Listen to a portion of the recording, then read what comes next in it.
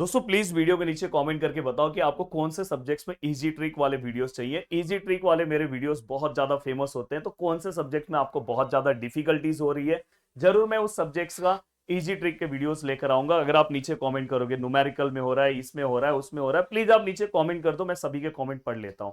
और दोस्तों पर इसके लिए टारगेट लाइक है 500, तो हर बच्चा लाइक करके जाएगा और वीडियो को याद से चैनल को सब्सक्राइब भी करके जाएगा, क्योंकि मैंने आपको एक टारगेट लाइक दिया है। बी ट्रिपल ई के लेक्चर्स की बहुत ज्यादा मांग चल रही थी, मैंने बोला है जल्दी से आप 300K तक पहुंचा दो इस चैनल को, तुरंत आपको चीजें दिखाई देगी, तो जल्दी जल्दी पहुंचा दो। बाद में वो सब्जेक्ट भी B double E, B triple E, B X सब दिखाई देगा इस चैनल पे।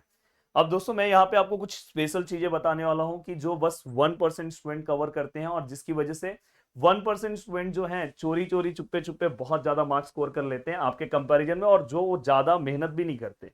स्मार्ट तरीका इसलिए बहुत ज्यादा मायने रखता है दोस्तों। अब देखो यहाँ पे प्लीज वीडियो को पूरा का पूरा स्टार्टिंग से एंडिंग तक ध्यान से सुनना। पहली सबसे बड़ी चीज, सबसे बड़ा मिस्टेक, जब स्टूडेंट किसी सब्जेक्ट्स का रीचेक इन में डाल के फोटोकॉपी जब वो मंगाते हैं, तो फोटोकॉपी जब वो मुझे दिखाते हैं, तो मैंने हमेशा देखा कि अच्छे अच्छे स्टूडेंट को बहुत बार होता है कि दोस्तों 5 आउट ऑफ 0 मार्क्स सब्जेक्ट्स में, किसी को 5 आउट ऑफ 1 मार्क्स क्वेश्चन के अंदर है। रीजन क्या है दोस्तों पता है? वो आंसर्स पूरा लिखते हैं पर उनको लिखने का तरीका नहीं पता होता। दोस्तों मैंने बहुत सारे थियरी सब्जेक्ट्स में इतने अच्छे मार्क्स स्कोर किया है, इवन मैंने केमिस्ट्री थियरी सब्जेक्ट्स है, मैंने उसमें 60 आउट ऑफ 58 मार्क्स स्कोर किया है। बहुत सारे ऐसे थियरी सब्जेक्ट्स हैं जहां पे मैंने 80 आउट ऑफ 75 76 मार्क्स स्कोर किया है, जो इंजीनियरिंग में बहुत ज्यादा है दोस्तों। क्योंकि वहां पे बहुत सारे, अभी आप आगे जैसे ही जाओगे, सेकेंड ईयर थर्ड ईयर जाओगे, तो बहुत सारे क्वेश्चन आपके 10 10 मार्क्स के आएंगे। तो 10 में से अगर आप कुछ नहीं तो दोस्तों 8 9 अगर स्कोर कर रहे हो, मतलब आप बहुत अच्छा आंसर्स लिख रहे हो। तो मैं, अगर आप नीचे कमेंट करोगे तो मैं अपने कुछ आंसर्स भी मैं लिख के आपको दिखाऊंगा। तो दोस्तों यहाँ पे देखो ऑब्जेक्टिव्स, अगर आप ध्यान से देखोगे तो ऑब्जेक्टिव्स का एक्चुअल में मतलब क्या है दोस्तों। यहाँ पे ऑब्जेक्टिव का मतलब ये है कि आपका क्वेश्चन क्या पूछता है। कभी कभार क्वेश्चन क्या बोलता है, डिफाइन, कभी बोलता है व्हाट इज, कभी बोलता है हाउ, कभी बोलता है व्हाई। आपको उस वे में आंसर्स देना है दोस्तों। अगर आपके मेन क्वेश्चंस में क्या पूछा है, अगर आप वो आंसर्स में नहीं लिख रहे हो तो नुकसान हो सकता है। और एक और चीज का ध्यान रखना है कि अगर आपके क्वेश्चन में कुछ भी पूछा है पर आपको आपका मार्क्स भी देखना है, अगर सपोज 5 मार्क्स का क्वेश्चन है और पता चला आप 2 लाइन के आंसर्स लिख रहे हो, फिर चले उसके आगे कुछ नहीं लिख रहे, उससे रिलेटेड अगर कुछ चीजें आपको पता है तो थोड़ा बहुत उसको एक्सपांड करके लिखो, थोड़ा सा मार्क्स के अकॉर्डिंग लिखना।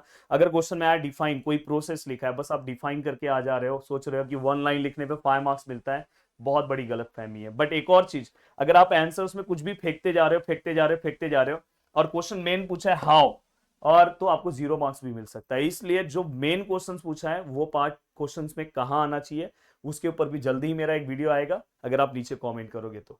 ये चीज सबसे ज्यादा इंपॉर्टेंट है, डिफरेंट टाइप्स। यस, जब आप प्रिपरेशन कर रहे हो, अभी देखो अगर सपोज आप यूनिट टेस्ट के लिए प्रिपरेशन कवर कर रहे हो, तो आपको इसका ना 360 माइंड मैप के हिसाब से हर एक क्वेश्चंस को तैयार कर लेना चाहिए। डिफरेंट टाइप्स मतलब हर लेवल के क्वेश्चंस को आपको रेडी करके रखना चाहिए कि क्वेश्चन एक्चुअल्स में कौन कौन से लेवल से होते हैं। इसलिए मैं आपको बताना चाहता हूं कि जो आपके डिफिकल्ट सब्जेक्ट्स है, फॉर एग्जांपल मैथ्स, मैथ्स में मैं हमेशा बोल रहा हूं कि मैथ्स 1 के अंदर आपको अलग से कुछ करने की जरूरत नहीं। मैथ्स 1, मैथ्स 2, मैथ्स 3 जो भी है आपका, तो अभी आपका समझो आप फर्स्ट ईयर के अगर स्टूडेंट हो, सेकंड ईयर के स्टूडेंट हो, अगर मैं फर्स्ट ईयर का एक एग्जांपल ले रहा हूं कि अगर आप मैथ्स 1 है, अगर आप मेरे कोर्स के स्टूडेंट हो, आपको अलग से कुछ नहीं करना है।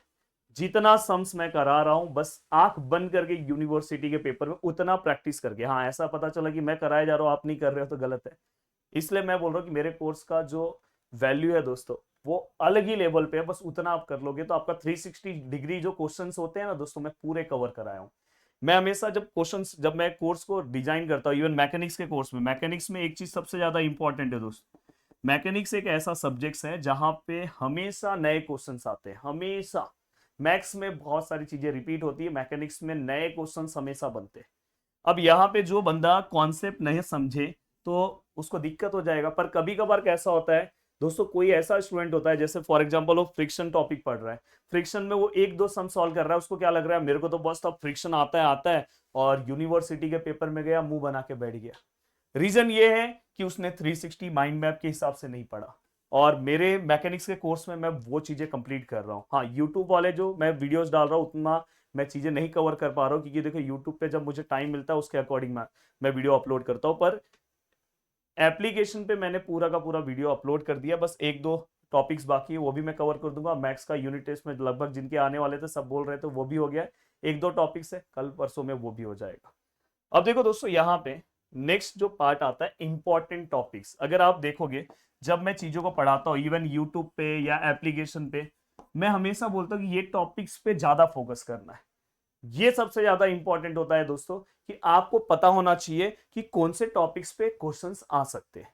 ये आपको किससे पता चलेगा? जो एक टीचर्स हो, जो लगातार इस फील्ड में बहुत अच्छा काम कर रहा है, वो आपको बहुत अच्छे से बता सकता है। और जो मैं लगातार अपने लेक्चर्स में बताते रहता हूं कि ये टॉपिक अच्छे से करना, ये टॉपिक पे फोकस अच्छा, जैसे ही मैंने बोला ये टॉपिक पे फोकस, तुरंत रुक जाना कि हाँ भाई करना है यही चीज। नहीं तो पता चला आप कुछ भी पढ़, क्योंकि बुक अगर आप देखोगे कोई भी बुक्स, मेरे पास बहुत सारे बुक्स हैं, बहुत सारी यूनिवर्सिटी के बुक हैं, स्टार्टिंग का ना 4-5 क्वेश्चन, स्टार्टिंग का 10-15 पेज बिना बहुत सारे लेसन के करने की जरूरत ही नहीं है, फिर भी मैं देखता हूँ बहुत सारे स्टूडेंट वो करते रहते हैं।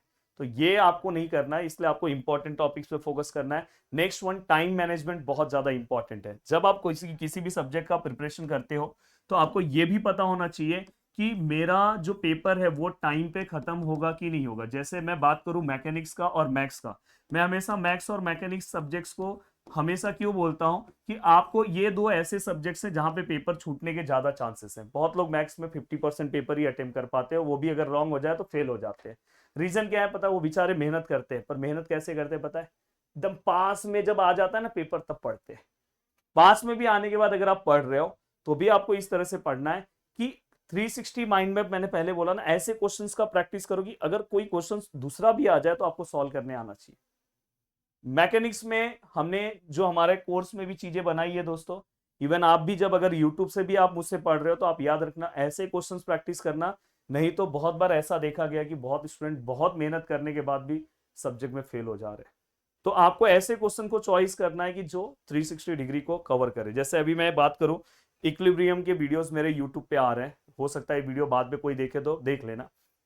तो यहाँ पे जितने मैंने यूट्यूब पे वीडियोस अपलोड किए उसके बाद आपको कम से कम 5 सम और प्रैक्टिस करना चाहिए। पर अगर आप एप्लीकेशन में देखते हो तो मैंने सब जितने भी पॉसिबिलिटीज हैं सब पॉसिबिलिटीज कवर किया, कोई भी सम उसके अलावा बन नहीं सकता।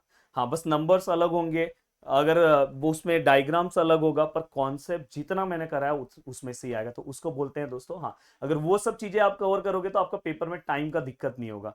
बट पता चला आप पेपर में बैठ के सोचने लगे यार ये कैसे सॉल्व होगा, ये कैसे सॉल्व होगा, तो वैसे लोग का पेपर छूट जाता है। इसलिए पेपर के पहले आपका प्रैक्टिस बहुत अच्छा होना चाहिए।